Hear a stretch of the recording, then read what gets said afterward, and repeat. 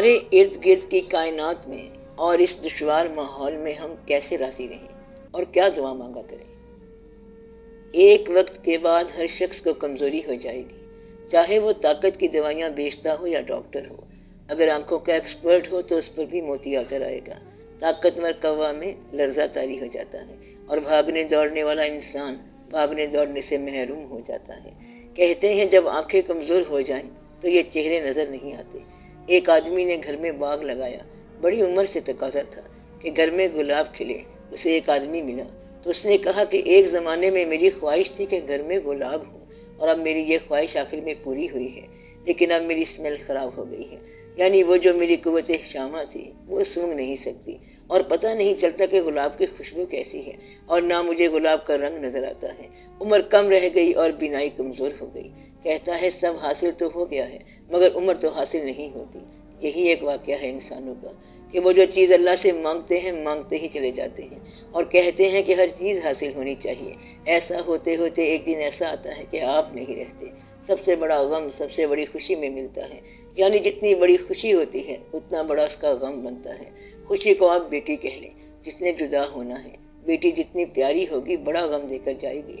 غم اسی سے بنے گا جس سے خوشی بنتی ہے، اور کوئی خوشی ایسی نہیں ہے جو ہمیشہ رہ جائے، کیونکہ وہ رہ سکتی نہیں ہے، اور رہ جائے تو خوشی نہیں ہے۔ صرف ایک خوشی ایسی ہوتی ہے جو ہمیشہ رہتی ہے، اور وہ ہے اللہ کے ذکر کی خوشی، اللہ کے فیصلوں پر راضی رہنے کی خوشی۔ اور جو اللہ کے فیصلوں پر راضی رہ جائے اس کو کوئی غم نہیں ہوتا۔ اس کی وجہ یہ ہے کہ سارے فیصلے اس کے ہیں اور یہ فیصلے آپ کے تو نہیں ہیں۔ اب جو آدمی اللہ کے فیصلوں پر راضی ہو جائے اس کے لیے دعا کیا ہے اور تکلیف کیا ہے۔ مقصد یہ ہے کہ وہ چیز جس سے دعا کی منظوری ہوتی ہے اللہ کریم نے وہ چیز آپ کو دے دی۔ کوئی آدمی یہ دعا نہیں کرتا کہ یا اللہ مجھے راستے میں نظر آئے، کیونکہ سب کو آنکھیں لگی ہوئی ہیں لہٰذا نظر آ جاتا ہے۔ تو آپ دعا نہیں کرتے کہ اللہ تعالیٰ مجھے راستہ نظر آئے، یا یہ کہ یا اللہ میری دعا ہے کہ لقمہ میرے منہ میں دے دیا جائے۔ جو کام آپ کر سکتے ہیں اس کے لیے دعا نہیں کرتے، اور جو نہیں کر سکتے اس کے لیے دعا کرتے ہیں۔ تو یہاں دو قسم کے لوگ ہوتے ہیں، یا تو راضی ہو جاؤ اور جو نہیں کر سکتے اسے مالک کی مرضی سمجھو کہ نہیں ہوتا اور پھر درویش ہو جاؤ، یا پھر مالک مانے نہ مانے وہ کام کرتے رہو لیکن ایسی اطاعت میں بغاوت ہے، یا پھر مالک کو راضی کر لو کہ یہ کام میں نے لے کے رہنا ہے، پھر اس کا نتیجہ آپ کی اپنی ذمہ داری ہے۔ حدیث شریف کا ایک حوالہ ہے کہ اللہ کریم سے کبھی دعا کے ذریعے بادشاہت نہ مانگو، کیونکہ اگر دعا کے ذریعے بادشاہت مل گئی تو اس کی ذمہ داری تمہارے اوپر ہوگی۔ اس اختیار کے اندر ہونے والے جرائم اور واقعات کی ذمہ داری تمہاری ہوگی، اور اگر وہ عطا کر دے تو وہ خود ہی حفاظت فرمائے گا۔ مطلب یہ کہ اس حد تک منع کیا گیا ہے کہ ایسی دعا نہ کرنا۔ ایک واقعہ سناتا ہوں تاکہ آپ کو سمجھ آ جائے کہ میں کیا کہنا چاہتا ہوں۔ ایک درویش نے اپنے مرید کو یہ کہا کہ تو جو حج کرنے جا رہا ہے جہاں مقبولیت کا مقام آئے وہاں دعا نہ کرنا۔ وہاں ایک مقام مقبولیت کا ہے جہاں جو بھی دعا کی جائے وہ پوری ہو جاتی ہے۔ تو پیر صاحب نے کہا کہ جب وہاں جاؤ تو دعا نہ کرنا۔ اس مرید نے بات تو سنی، لیکن جب اس مقام پر پہنچا جہاں دعا کی قبولیت کا مقام تھا تو اس نے اپنے شیخ کی بات کو نظر انداز کر دیا، دعا مانگی اور وہ دعا قبول ہو گئی۔ وہ بیٹا جو دعا سے مانگا تھا 15 سال کی عمر میں اس کا ایکسیڈنٹ ہوا اور وہ مر گیا۔ یہ شخص پاگل ہو کے قبر پر کپڑے پھاڑ کے بیٹھ گیا۔ وہاں وہ درویش آ گیا اور پوچھا بولتا کیوں نہیں؟ مرید کہتا ہے کہ جی میرا بیٹا مر گیا۔ درویش نے کہا تجھے کہا تو تھا کہ دعا نہ مانگنا۔ 15 سال پہلے جو دعا مانگی تھی یہ اس کا انجام ہے۔ میں دیکھ رہا تھا کہ دعا کے یہ امکانات ہیں، مگر تم نے دعا کے ذریعے وہ مانگا اور پھر یہ حادثہ گزرا۔ اب اس کو برداشت کر، اب روتا کیوں ہے؟ مدعا یہ کہ آپ باز نہیں آتے اور اپنی خواہشات کو پورا کرنے پر تلے ہوتے ہیں۔ آپ کی کتنی عمر ہو گئی ہے لیکن اس عمر تک بھی ابھی خواہشیں پوری نہیں ہوئی، اور ایک اور خواہش کا وقت آنے والا ہے، پھر آپ کا ٹائم اپ ہو جائے گا، وقت ختم ہو جائے گا۔ ابھی ٹائم کی ایلوکیشن پوری نہیں ہوئی ہے۔ آپ سمجھتے ہیں کہ آپ نے وہ کام کیا ہی نہیں جس کام کے لیے آپ آئے ہیں، اور وقت جو ہے ختم ہوتا جا رہا ہے، اور پھر وہ آ کر کہتا ہے کہ چلو جانے کا ٹائم ہے۔ انسان کہتا ہے ابھی تو آئے ہیں، بیٹھے ہیں، ابھی یہ خواہش پوری کرنی ہے، پھر دوسری خواہش شروع ہو گئی اور ٹائم دوسرا آ گیا۔ انسان کو یہ بتایا گیا ہے کہ تم زندگی کو اپنی تخلیق نہ سمجھو، اپنی زندگی کو اپنی تحریر کی ہوئی کتاب نہ سمجھو، بلکہ اپنی زندگی کو اللہ کے حوالے رکھو۔ دعا کو پورا کرانا ایک الگ چیز ہے اور تکلیف کو برداشت کر لینا ایک الگ بات ہے، بجائے اس کے کہ آپ شور شرابہ کرو۔ اب یہ اللہ کی مرضی ہے کہ اس کو ٹھیک کرے یا نہ کرے۔ کچھ دعائیں ایسی ہوتی ہیں جو وقت کے بعد تاثیر لاتی ہیں۔ اقبال رحمۃ اللہ نے ایک شعر کہا تھا کہ عشق پر فریاد لازم تھی سو وہ ہو بھی چکی، اب ذرا دل تھام کر فریاد کی تاثیر دیکھ، اب اس دعا کی تاثیر ذرا دیر سے آئے گی۔ اگر اللہ کریم آپ کی دعائیں جلد سننے لگ جائے، مثلا اللہ سپینٹینیس ہو جائے، سپینٹینیس کا مطلب یہ ہے کہ ادھر بٹن دبایا ادھر اللہ نے دعا سننی شروع کر دی، یعنی ہمارے سب کام جلدی کر دیے، جلدی ایکشن کر دیا، ہماری نیکیوں کا بدلہ جلدی دے دیا، تو برائی کی سزا فوری آ جائے گی۔ جب آپ اپنی برائیوں کی سزا فوراً لینا نہیں چاہتے تو نیکیوں کے معاوضے فوری نہ مانگا کریں، یا تو اللہ سے کہو کہ ہر چیز فوری کر دے، تو عین ممکن ہے کہ آپ کی برائیاں جلدی سزا پا جائیں۔ اس لیے یہ کہو کہ برائیاں ہم نے چھوڑی، نیکی کو بھی چھوڑا، دوسروں کی برائی ہم معاف کرتے ہیں، یا اللہ تو مہربانی فرما۔ تکلیف کو برداشت کرنے سے 1000 گناہ معاف ہو جاتے ہیں۔ جے دکھ دے کے راضی رہندے تے سکھ دکھاں تو وارے، دکھ قبول محمد بخشا تے راضی رہن پیارے۔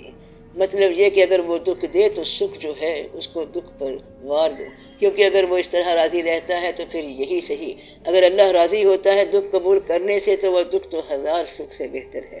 اس لیے آپ کو بہت پریشان ہونے کی ضرورت نہیں، بلکہ پریشانی کو ہی قبول کر لو۔ ایسے ہی فرمائشیں نہ کیا کرو کہ بیٹا پیدا ہو، بیٹی پیدا نہ ہو، بیٹا کچھ سال بعد بڑا ہو جائے گا تو پھر کسی اور کی بیٹی مانگو گے، بیٹوں کے بعد پھر بیٹیاں مانگو گے، یعنی جتنے بیٹے ہیں ان کے لیے اتنی بیٹیاں ہونی چاہیے۔ تمہارے گھر میں بیٹی پیدا ہوگی تو تمہیں کیا تکلیف ہے، کیا پرابلم ہے؟ ایک آدمی نے کہا کہ ہم اس لیے کہتے ہیں کہ بیٹے ہونے چاہیے کیونکہ بیٹیاں چھوڑ کے چلی جاتی ہیں، یوں تو بیٹے بھی چھوڑ کر چلے جاتے ہیں، بہو کے آنے کی دیر ہے اور پھر بیٹا گیا۔ ہوتا یہ ہے کہ تمہاری اپنی بینائیاں چھوڑ کر چلی جاتی ہیں، تمہاری رانائیاں چھوڑ جاتی ہیں، تمہارا خیال تمہیں چھوڑ کر چلا جاتا ہے، تمہاری یادداشت تمہیں چھوڑ دیتی ہے، اور جب تمہیں یادداشت چھوڑ کر چلی گئی تو تمہیں اپنا نام بھول گیا۔ اس سے پوچھو کہ تو کون ہے تو وہ کہتا ہے پتہ نہیں میں کون ہوں، کیا نام ہے میرا، اب اس کا کیا نام رہ گیا ہے؟ جن کے دم سے نام تھا وہ نہ رہے تو نام کیا ہے؟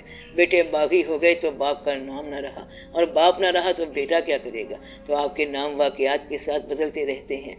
اگر کسی کا نام سرفراز ہے تو جب سرفرازی نہ رہی تو پھر سرفراز کہاں سے رہ گیا؟ اس لیے تکلیفوں کا ایک علاج یہ ہے کہ برداشت کر لو۔ سب سے بڑی طاقت، سب سے بڑی قوت جو انسان کے پاس ہے وہ قوت برداشت ہے۔ قوت برداشت کی خوبی یہ ہے کہ وہ شخص کام کرنے پر تو قادر ہو لیکن اسے اللہ کی رضا مان کر خاموش رہے۔ ایک واقعہ سن لو۔ ایک آدمی اپنے شیخ کے پاس گیا اور کہنے لگا کہ مجھے اسم اعظم دو تاکہ میرے بگڑے کام بن جائیں۔ اس نے کہا کہ بات یہ ہے کہ میں اسم اعظم تجھے کل دوں گا، آج تم سیر تفریح کرو اور کل آ کے اسم اعظم لے لینا۔ وہ بڑا خوش ہو کر سیر و تفریح کرتا رہا۔ جنگل سے گزر رہا تھا تو اس نے وہاں ایک واقعہ دیکھا۔ اس نے دیکھا کہ ایک بوڑھا لکڑہارا لکڑی کاٹ کر اپنی کمر پر لادے ہوئے جا رہا ہے۔ وہ بوڑھا آدمی بیچارہ مشکل سے لکڑی کاٹ کر لایا تھا اور دقت سے چل رہا تھا۔ اس کے دل میں بات آئی کہ میں اس کی مدد کروں۔ اتنے میں کیا دیکھتا ہے کہ شہر کے کوتوال کا وہاں سے گزر ہوا۔ اس نے کہا بابا یہ لکڑی ہمارے گھر میں پہنچا دو۔ بابا نے کہا اس کی قیمت دے دو۔ اس نے کہا میں کوتوال ہوں۔ بابا نے کہا کیا کوتوال پیسے نہیں دیا کرتے؟ میں تو پیسے لوں گا۔ پھر ایسا واقعہ ہوا کہ کوتوال نے بابا کو مارا اور لکڑی اس سے چھین لی۔ بابا خاموش کھڑا دیکھتا رہا اور وہ آدمی سکتے میں اسے دیکھتا رہا کہ یہ کیسا واقعہ ہے کہ اس بستی کے لوگ بڑے ظالم لوگ ہیں۔ پھر وہ اپنے شیخ کے پاس گیا۔ شیخ نے کہا تم نے کیا دیکھا آج کے دن؟ صبح تجھے اسم اعظم دینا ہے، ذرا میں تیرے حالات دیکھ لوں۔ کہتا ہے جی میں نے ایک عجیب و غریب واقعہ دیکھا۔ ایک بوڑھے کو ایک طاقتور انسان نے، با اختیار انسان نے مارا، لکڑی بھی چھین لی اور پیسہ بھی نہ دیا۔ پھر کہنے لگا کہ یہ بڑے ظلم کی بات ہے۔ شیخ نے کہا تیرے پاس اسم اعظم ہوتا تو کیا کرتا؟ کہتا ہے کہ کم از کم میں یوں ظلم نہ ہونے دیتا۔ شیخ نے کہا پھر بات سن، تو ظلم نہ ہونے دیتا مگر مجھے اسم اعظم اسی بوڑھے سے ملا ہے، وہ میرا پیر ہے، اور وہ بوڑھا جو ہے وہ لوگوں کو اسم اعظم دیتا ہے، اور وہ خود کتنی برداشت کرتا ہے کہ مار کھا لی ہے لیکن اسم اعظم استعمال نہیں کیا۔ اور اگر تمہارے پاس اسم اعظم ہوتا تو تم شام سے پہلے اسے بیچ آتے اور اس کو خواہشات پورا کرنے میں لگا دیتے، کبھی بچوں کے لیے، بیوی کے لیے اور کبھی کسی اور کے لیے۔ کہنے کا مطلب یہ ہے کہ تم خواہشات کو پورا کرتے کرتے اسم اعظم کا چراغ گل کر دو گے۔ اسم اعظم جن کے پاس ہوتا ہے ان کے پاس ظرف ہوتا ہے، جن کی دعائیں منظور ہوتی ہیں وہ پھر بار بار دعائیں نہیں کرتے، اور اگر دعا کی ہے تو ایسی کی ہے کہ زمانے بدل گئے۔ داغ سجود تیری جبیں پر ہوا تو کیا، وہ سجدہ کر کے روئے زمین پر نشان رہے۔ تو یہ ہے بات کہ وہ سجدہ کرو کہ روئے زمین پر نشان رہے۔ مگر تم تو 4 سجدے کرتے ہو اور اللہ تعالیٰ کو 5 لسٹیں بھیج دیتے ہو کہ اللہ میرے یہ کام پورے کرنے ہیں کیونکہ میں تیری نماز پڑھ رہا ہوں. یہ تو پھر کوئی بات نہ ہوئی. کیا یہ کوئی بات ہے کہ اللہ تمہارے کام کرتا جائے تو اسے بندہ ہو کے قبول نہیں کرتا اور وہ خدا ہو کے تیری بات مانے؟ اس لیے انسان ہونے کی حیثیت سے پہلا کام یہ ہے کہ آپ اللہ کے فیصلوں کو قبول کرو. قبول کرنے کے بعد جب تو اس کا ہو گیا تو پھر اس کے بعد تجھے کوئی آرزو نہیں رہے گی. کہتے ہیں کہ ایک آدمی عبادت کرتے کرتے اللہ کی بارگاہ تک پہنچ گیا. اللہ کریم نے اس سے کہا کیا آرزو ہے تیری؟ اس نے کہا میں اگر اب آرزو بیان کروں تو مجھ سے زیادہ بدبخت کوئی نہیں ہے. یہی آرزو تھی کہ تو پوچھ لے. مالک تک رسائی کے بعد دعا مانگنا بڑی ذلت کی بات ہے. اب جو رسائی ہو گئی ہے تو بن مانگے تیرے کام ہوتے جائیں گے. بات سمجھ میں آ گئی؟ تیرے کام جو ہیں بن مانگے ہوتے جائیں گے کیونکہ تو قبول کرتا جائے گا. کچھ تکلیفیں آئیں گی تو برداشت کر جائے گا. کچھ نقصانات ہوں گے وہ بھی برداشت کر لے گا. جو اللہ کا فیصلہ ہوگا وہی تیرا فیصلہ ہوگا. اس لیے اپنے درجات میں اضافہ کرنے کی بجائے خواہشات کو پورا کرنے کی تمنا کو بدل ڈالو. انسان یہ خواہش کرے کہ یا اللہ میں تیرے سفر پر روانہ ہوا ہوں. اگر آپ اس سفر پر روانہ ہوئے ہیں تو یہ بڑی خوب بات ہے. اگر دنیا کی خواہش ہے، جہان کے معاملات کی خواہش ہے تو وہ تو کافروں کی بھی پوری ہوتی جا رہی ہے. اس لیے دعا کو زیادہ انوالو نہ کیا کرنا. دعا یہ کریں کہ آپ پر باطن آشکار ہو جائے. اس کی پہلی شرط یہ ہے کہ دنیاوی تکلیف پر شور نہ مچانا. خاموش بالکل لب سیدھو اور کہو کہ یا تو اللہ جانتا ہے یا پھر نہیں جانتا. اگر وہ جانتا ہے تو مانگو نہیں، اور وہ نہیں جانتا تو پھر مانگنے کا کیا فائدہ؟ اگر وہ جانتا نہیں ہے تو پھر مانگ کے کیا لینا ہے؟ اور اگر اس پر تمہارا حال ظاہر ہے تو پھر وہ بن مانگے عطا کرنے والا ہے. جس نے بن مانگے تمہیں آنکھیں دی ہیں، نام دیا ہے، رزق دیا ہے، زندگی دی ہے، خیال دیا ہے، حال دیا ہے، روشنی دی ہے، بلکہ سب کچھ دیا ہے. اب باقی کے کام بھی وہ بن مانگے کرے گا. آپ اطمینان سے اس کے راستے پر چلتے جائیں، شور نہ کریں اور جیب میں پرچی نہ رکھیں. جہاں بھی اللہ تعالیٰ مل گیا یہ نہ کہنا کہ یا اللہ یہ ہیں ہماری آرزویں. اپنی آرزوؤں کو اللہ کے حوالے کر دو، اپنے آپ کو اللہ کے حوالے کر دو اور ہمت کر کے حاصل کر لو. جہاں کہیں مشکل ہوگی خود بخود مشکل کشا ہو جائے گی. مشکل کشا صرف پکارنے کی بات نہیں ہے بلکہ اس کے راستے پر چلنے کی بات ہے. کچھ لوگ کہتے ہیں کہ زندگی کے اندر نظاروں سے خیال درست ہو جاتا ہے جبکہ نظاروں سے خیال خراب بھی ہو جاتا ہے. کمال کی بات یہ ہے کہ ہمیں نظارے دنیا سے ملتے ہیں اور دنیا ہمارے سامنے ہے. اس دنیا کے اندر کافر بھی رہ رہا ہے اور پیغمبر بھی رہ رہا ہے. کمال کی بات یہ ہے کہ دونوں کے راستے موجود ہیں. دنیا کے اندر مانگنے والوں کو اسی دنیا میں ایمان ملنا ہے اور کافر کو اسی دنیا سے کفر ملنا ہے. میں نے آپ کو پہلے دن ایک بات بتائی تھی، ایک فقرہ سنایا تھا، آپ کو یاد ہوگا کہ یہ کائنات جو آپ کو نظر آتی ہے یہ کائنات عین حقیقت ہے. یہ کائنات کیا ہے؟ عین حقیقت ہے اور ساری کائنات عکس حقیقت ہے. اور اس کائنات کے اندر کچھ بھی باطل نہیں ہے. ربنا ما خلقت ھذا باطلا، کہ اے ہمارے رب جو کچھ بھی تو نے پیدا فرمایا یہ باطل نہیں ہے. پھر یہ کائنات حجاب حقیقت بھی ہے اور اس کائنات میں حقیقت نظر نہیں آتی. اب یہ دونوں باتیں اپنے مقام پر صحیح ہیں. یہ خیر و شر کا ایک بنا ہوا کپڑا ہے. خیر کا دھاگا چل رہا ہے، ساتھ دوسری لائن چل رہی ہے. اس کے اندر آپ نے ایک تار پر سفر کرنا ہے اور اسی کائنات میں شر نے پلنا ہے. آپ نے شر کو چھوڑنا ہے. اس خیر والے انسان کو اس کائنات میں اگر بدی نظر آ بھی گئی تو بھی وہ نیکی کی طرف جائے گا، اور وہ جو برا آدمی ہے اگر اسے پیغمبر ملے گا تو بھی وہ اس کے مقابلے میں کھڑا ہوگا. تو پیغمبروں کے ساتھ لڑنے والے انسان اور پیغمبروں پر آج اتنے عرصے کے بعد درود بھیجنے والے انسان کون ہیں؟ ان کے ساتھ جنگ کرنے والے کون تھے اور درود بھیجنے والے کون ہیں؟ آپ لوگوں کے بڑے مقامات ہیں کیونکہ آپ دیکھے بغیر درود بھیجتے ہیں. ایمان بالغیب تو آپ کی مجبوری بھی ہے اور صداقت بھی ہے. تو ہم ایمان بالغیب کے لوگ ہیں، اس لیے یہ بڑے مقام کی بات ہے. اس کائنات میں آپ لوگوں کو جو حقیقت نظر آتی رہتی ہے تو دراصل بات کیا ہے؟ حقیقت طلب کا نام ہے اور نظارے کا نام نہیں ہے. اگر حقیقت طلبی پیدا ہو جائے تو نظارے خود بخود آپ کے سامنے اپنا رخ ٹھیک کر لیں گے.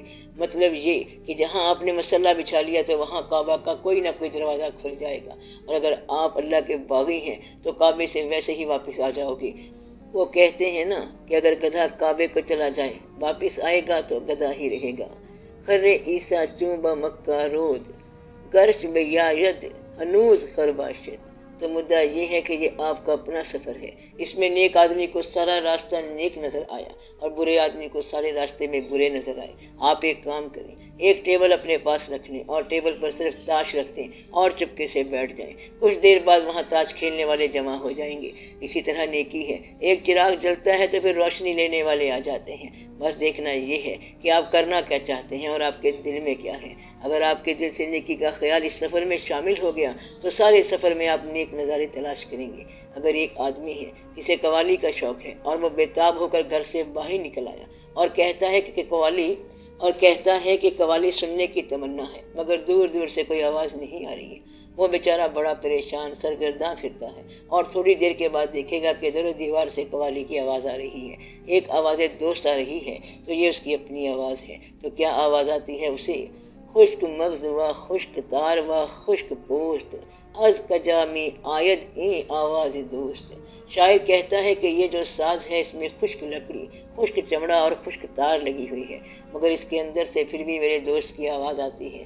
تو ستار کے اندر کی آواز ادھر سے آ رہی ہے، یعنی دوست سے۔ یہ دوست کی آواز کہاں سے آتی ہے؟ یہ آواز اپنے کان کی ہوتی ہے۔ ایک شعر سنو تو سمجھ میں آ جائے گا۔ گوش مشتاق شوق رکھنے والا کان ہوتا ہے۔ گوش مشتاق کی کیا بات ہے، اللہ اللہ، سن رہا ہوں میں وہ نغمہ جو ابھی ساز میں ہے۔ تو شوق والا کان رکھنے والا کہتا ہے کہ آواز نہیں ہے لیکن میں نغمہ سن رہا ہوں۔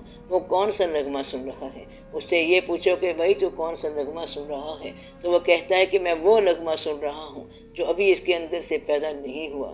تو یہ تو آپ کے شوق کی بات ہے۔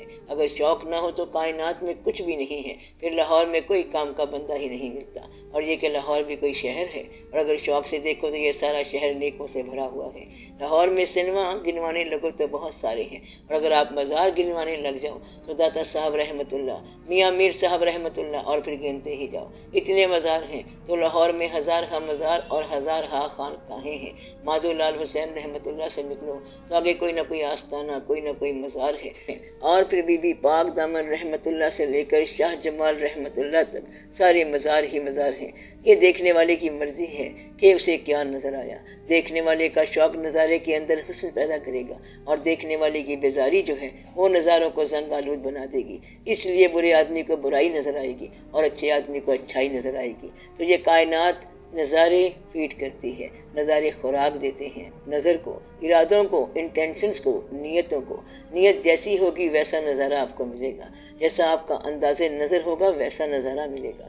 اللہ والوں کے لیے یہ کائنات مظہر الہی ہے، گناہ گاروں کے لیے یہ کائنات حجاب ہے، اور ولی اللہ کے لیے ولی الہی ہے۔ یہ کائنات باغیوں کے لیے بغاوت کا ذریعہ ہے، شیطان والوں کے لیے یہ کائنات شیطانی کاروبار کا مرکز ہے۔ ملاوٹ والے ملاوٹ کریں گے اور ملاوٹ والے لوگوں سے ملیں گے، کر لمبے ہاتھ، اور نیک سے نیک ملے گا۔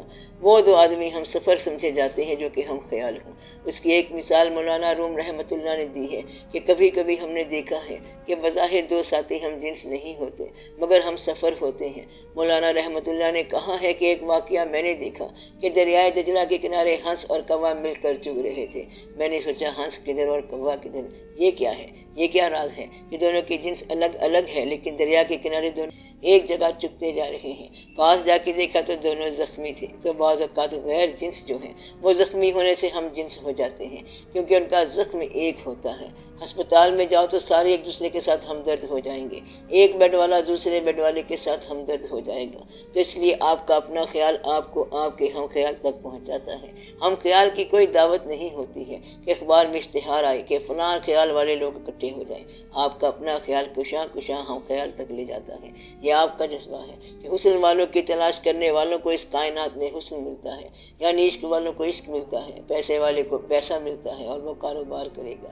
کوئی ایسے بھی کاروباری لوگ ہوتے ہیں کہ اگر ان سے کہا جائے کہ اللہ میاں نے پوچھا ہے کہ تجھے دوزخ میں ڈالوں کہ جنت میں، تو وہ یہ کہیں گے کہ جہاں دو پیسے زیادہ ملے وہاں ڈال دو۔ یہ تو ان کے فائدے کی بات ہے۔ اگر اسے کہو کہ تو دھوپ سے بچ اور سائے میں کھڑا ہو جا تو وہ کہتا ہے کہ اس کا کیا دو گے؟ مطلب یہ ہے کہ اس بیچارے کا مدعا پیسہ ہے۔ ایسا شخص کہتا ہے کہ یہ جو ہے میرا دوست ہے، بڑا اچھا ہے کیونکہ مجھے اس سے دولت کا فائدہ ہوگا، اور دوسرے دوست کا کہتا ہے کہ اس سے میں نے دوستی چھوڑ دی ہے کیونکہ اس سے مجھے فائدہ ہی نہیں اور اس سے منفعت کوئی نہیں ہے۔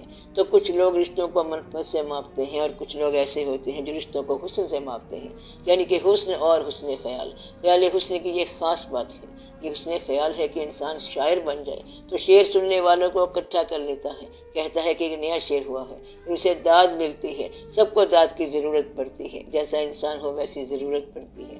اور اگر کسی آدمی کے پاس گلا یعنی آواز ہو تو وہ سننے والوں کو بلائے گا، اور اگر آواز سننے والا کوئی نہ ہو تو صاحب گلا کیا کرے گا؟ یہ تو مر جائے گا یا پھر پاگل ہو جائے گا۔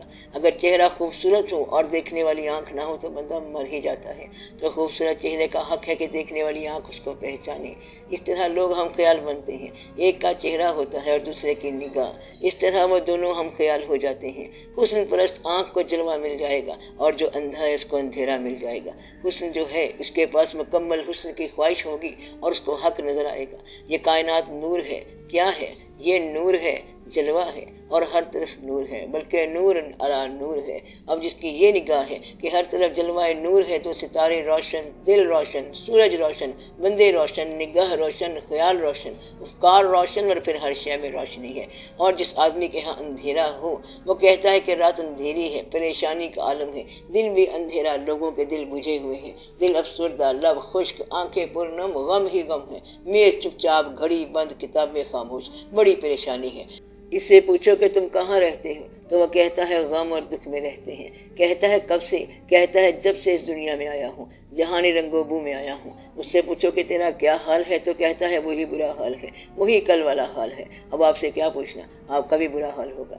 بم کی خبر سنو، دھماکہ ہوا ہے، بم، پریشانی، چھتیں گر گئی اور بندے مر گئے، اور دوسرا کہتا ہے کہ اس کا حل یہ ہے کہ تم توبہ کر لو اور جو مر گئے ہیں ان کے لیے دعا کرو، اس لیے کہ تم چونکہ مرے نہیں اس لیے دعا کرو یا اللہ ہمیں معاف کر دے۔ تو کسی وقت بھی کچھ ہو سکتا ہے، اس لیے خدا کی طرف رجوع کرو۔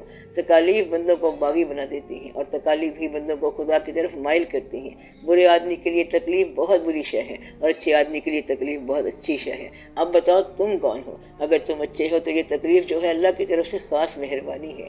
غریبی یا تو اللہ کے قریب کر دے گی یا پھر اللہ سے باغی کر دے گی۔ جس آدمی کو غریبی اللہ سے باغی کرے اس آدمی کے اوپر سزا ہے، اور جس کو غریبی اللہ کے قریب کر دے تو سمجھو کہ غریبی اس پر اللہ کی عنایت ہے۔ غریبی تو غریب نواز رحمت اللہ کی باتیں ہیں۔ غریبی پیغمبر کے گھر کی عطا، غریبی ادا شاہ مشکل کشا، غریبی متائے غریب نواز، غریبی میں ہے آدمیت کا راز۔ مطلب یہ ہے کہ اگر بات سمجھ آ جائے تو غریب الوطنی جو ہے یہ تو عطا ہے۔ کچھ درویش کسی کو سزا دیتے ہیں تو کہتے ہیں کہ اللہ کرے تو امیر بن جائے، مطلب یہ ہوتا ہے کہ اللہ کرے تو گمراہ ہو جائے، یعنی اللہ تجھے امیر بنا دے۔ اور جب درویش خوش ہوتے ہیں تو اپنے کسی آدمی کو کہتے ہیں کہ اللہ کرے تو فاقے میں رہے۔ سارے درویش فاقے میں پلے ہیں اور ان کے سارے اپنے فاقوں میں رہے ہیں۔ فاقوں سے مراد یہ ہے کہ تجھ کو غنا مل جائے تو وہ غنی ہو جائے اور دولت سے بے نیاز ہو جائے۔ غنی کون ہوگا جو دولت سے بے نیاز ہو جائے؟ اللہ تعالیٰ کا فرمان ہے کہ جمع کرنے والا، مال گننے والا کیا فلاح پائے گا، کہ مال کو گنتے رہنا اور جمع کرنا اس کا کام ہے۔ جمع مالہ وعددا، اس لیے راضی رہنے کے لیے کوئی مقدار نہیں کہ کتنی چیز ہو تو آپ راضی رہیں، راضی ہو جائیں۔ یہ نہ کہنا کہ اور دے دو تو راضی ہو جاتا ہوں، تو آپ کم پر ہی راضی ہو جائیں اور ابھی راضی ہو جائیں۔ یہ نہ کہنا کہ راضی ہونے کے لیے ایک اور مکان ضروری ہے، بلکہ اس کے بغیر ہی راضی ہو جائے۔ جو اب راضی نہیں ہوا وہ کل بھی راضی نہیں ہوگا، جو آج خوش نہیں ہے وہ کل بھی خوش نہیں ہوگا۔ امینڈنٹ کی خواہش، اصلاح کی خواہش، زندگی میں حاصل کرنے کی خواہش، زندگی میں کچھ داخل کرنے کی خواہش، یہ سب فالتو خواہشات ہیں۔ اگر اس میں کمی ہے تو بھی راضی ہو جاؤ، بیشی ہے تو پھر بھی راضی ہو جاؤ، پھر یہ کائنات آپ کو جلوہ نور نظر آئے گی۔ اور نگاہ کو اس وقت نور نظر آتا ہے جب نگاہ میں کوئی جلوہ ہو۔ کہتے ہیں ہیر وارث شاہ رحمت اللہ کی ہے، رانجھے کی نہیں ہے، اور اب وارث شاہ مالک ہے ہیر کا بھی اور رانجھے کا بھی، بلکہ اس سارے کارخانے کا۔ اب ہیر سے یہ پوچھا جائے کہ تم نے رانجھے کے پاس جانا ہے یا وارث شاہ کے پاس، تو وہ کہے گی وارث شاہ ہمارے پیر ہیں۔ اس سے ثابت ہوا کہ ایک عشق والا آیا اور وہ سارے عشق کا مالک بن گیا۔ آج اس نے ہیر کو ولی اللہ بنا دیا۔ وارث شاہ کے حق میں سلام ہونا چاہیے، یعنی کہ ایک عام محبت کا قصہ ہے ہیر کی رانجھے کے ساتھ، مگر وارث شاہ نے جسموں کو ایسا نام دے دیا، ایسا کلام دے دیا کہ رانجھا جو ہے، رانجھا رانجھا کر دینی میں آپ رانجھا ہوئی۔ اب لوگ کہیں گے سبحان اللہ حق اللہ ہو، تو رانجھا ایک ایسا نام بنا دیا۔ اس حد تک وارث شاہ نے کمال کر دیا تو ایک جلوے والا آیا اور اس نے اندھیرے کو بھی جلوہ بنا دیا۔ تو بعد میں کوئی ایسا آدمی آ جائے تو وہ وہاں بھی نور پیدا کر دیتا ہے۔ ایک چراغ جلا دیا وارث شاہ نے جب وارث شاہ کے پاس ہیر رانجھے کی داستان آ گئی۔ یہ ہے لکھنے والے کی بات۔ سیف الملوک کا آپ کو کیا پتا کہ سیف الملوک کیا ہے؟ مطلب یہ کہ سیف الملوک ایک لفظ ہے، کیا یہ کسی بادشاہ کا نام ہے یا کسی جھیل کا نام ہے، ہمیں یہ پتہ نہیں، لیکن اتنا پتہ ہے کہ یہ میاں محمد صاحب رحمۃ اللہ کا کلام ہے۔ میاں محمد صاحب نے ایک معمولی سی کہانی جو پریوں کا اور جنوں کا قصہ ہے اس کو داستان فقر بنا کر پیش کر دیا، یعنی کہ سیف الملوک کو بادشاہوں کی تلوار بنا دیا اور فقر کی داستان بنا دیا۔ تو یہ ہے نورانی آدمی کی بات، نورانی انسان سادہ کہانی کو بھی نورانی بنا گیا۔ امیر خسرو رحمۃ اللہ نے لیلا مجنوں کا ایک قصہ لکھا ہے، جامی رحمۃ اللہ نے لیلا مجنوں کی داستان لکھی ہے، تو ہر طرف جلوہ ہے، کائنات جلوہ، درخت جلوہ، اس چیز کو غور سے دیکھتے جاؤ، وقت گزر جائے گا لیکن جلوہ ختم نہ ہوگا۔ پھول کو اگر دیکھو تو دیکھتے چلے جاؤ گے، مخلوق سے خالق کو دریافت کرنا یہ جلوے کا کام ہے، بلکہ یوں کہو کہ کثرت سے واحد کی تلاش کرنا جلوہ ہے۔ جو اللہ کی طرف رجوع کرائے وہ مہربانی بھی ہو سکتی ہے، وہ عنایت بھی ہو سکتی ہے اور مال بھی ہو سکتی ہے۔ تو ہر وہ چیز جو آپ کو اللہ کی طرف رجوع کرائے وہ رحمت حق ہے۔ اللہ اپنے بندوں کی تلاش میں ہوتا ہے، اسے پتہ ہے کہ اس نے ہمارے لیے کیا مقرر کر رکھا ہے، خزانے نیکی کے اور عرفان کے، اور بندہ کدھر پھر رہا ہے۔ اللہ اسے کہے گا کہ تو میری طرف واپس آ جا، اور پھر اسے آگے جا کر کوئی بندہ مل جائے گا۔ تو رحمت حق جو ہے یہ اللہ کے بندے لے کے پھرتے ہیں اور بندوں کو جا کر پکڑتے ہیں اور گناہ سے نکالتے ہیں۔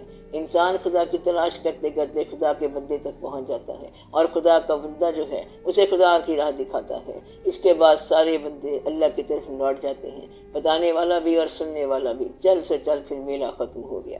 جب تک یہ میلہ ہے تب تک یہ رونقیں ہیں۔ میلے کا مطلب یہ ہے کہ میلہ انجوائے کرو، لطف اٹھاؤ اور اپنا رخ صحیح رکھو۔ صحیح رخ یہ ہے کہ ہم ہر وقت اللہ کی طرف جانے کے لیے تیار رہیں۔ انا للہ و انا الیہ راجعون، یعنی ہم اللہ کے لیے ہیں، اسی کے نام پہ یہاں ہیں اور پھر اسی کی طرف جانے کے لیے تیار ہیں۔ باقی یہ کہ آج کل ہم میلہ دیکھ رہے ہیں، یعنی جو میلہ اس نے دکھایا ہوا ہے اس پر ہم اس کا شکر ادا کرتے ہیں۔ شکر ادا کرنے والوں کے لیے یہ کائنات بڑا راز ہے، بڑا جلوہ ہے۔ گلہ کرنے والے کے لیے یہ کائنات آزمائش ہے۔ یہ یاد رکھنا کہ گلہ کرنے والا آزمائش سے بچ نہیں سکتا اور شکر کرنے والا لطف سے بچ نہیں سکتا۔ شکر کرنے والے کو لطف مل کر رہے گا، لطف ملے گا، رونق ملے گی اور اس کا دل شاد رہے گا۔ بس وہ کبھی گلہ نہ کرے، ویسے بھی گلہ کس سے کرے، جو جانتا ہے اس سے کیا گلہ کرنا۔ اس لیے گلہ نہ کرو تو زندگی لطف بن جائے گی، اور اگر تم گلہ کرو گے تو آزمائش بن جائے گی، پھر آزمائش سے بچنا مشکل ہے۔ زندگی کو آزمائش کون بناتا ہے؟ آپ خود۔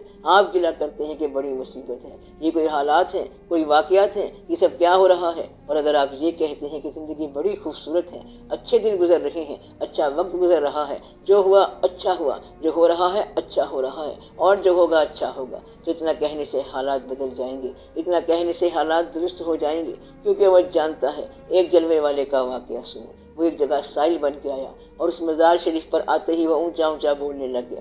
وہ سب سے اوپنلی ایڈریس کر رہا تھا۔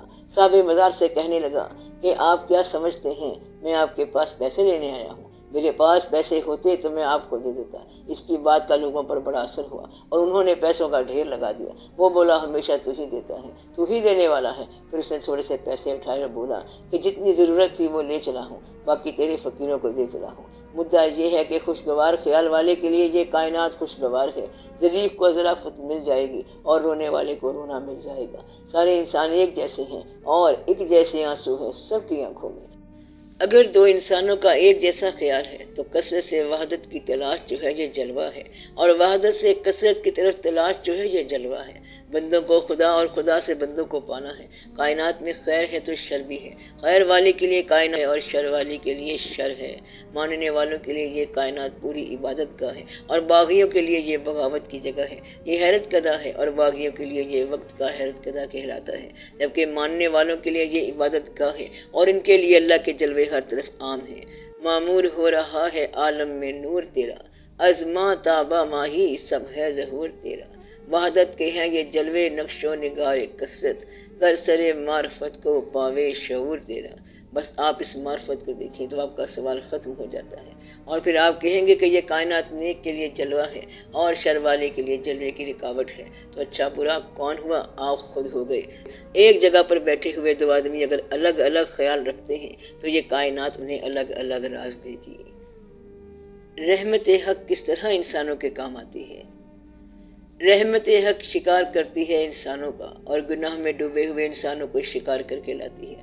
یوں وہ گناہ گاروں کی تلاش میں ہے، کیسے تلاش میں ہے کہ انسان غافل ہے اور وہ اس کو جگاتی ہے۔ ہمارا حاصل دراصل اس کی عطا ہے اور ہماری کوشش کا ذریعہ نہیں ہے۔ تو رحمت حق سورج کی کرنوں کی طرح اندھیروں کے تعاقب میں جاتی ہے اور روشنی فراہم کرتی ہے۔